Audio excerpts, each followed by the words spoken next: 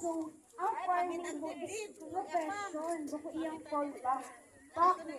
Because it requires knowledge. Kamu po, ako po kamo knowledge sa pagtatanong. Di man po kita pwede basta magtanong lang. So, kaya need ka po sa planning and constant decision making just like engineering, medicine, or business. So, kaikuan ka po gumamit sa mga ground or planting system seeds sa mga manbaga, So, i-adjust na kita sa planting schedules ka according sa mga weather forecast. Kagati po kapag baga ito na ang summer. Kantalan, Kuya Dan.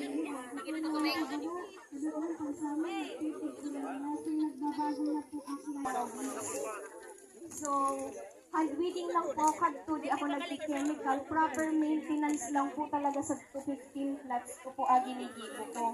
And most importantly, need ka pong maggamit sa mga organic fertilizer na i-combine ka po sa mga inorganic or mga synthetic na mga fertilizer kung ginigibo ka. And need ka po, importante din na aware na kita sa mga bagong technology o mga bagong teknolohiya, mga bagong tech dalan, and increase your harvest sustainably. Amo po nga ni ang sabi ni Father, alagaan ta kung uno nga agto kita. Taadi pinauuram sa naman ka na to ni Ama, kaya ibalik taman apag ataman na kaipo.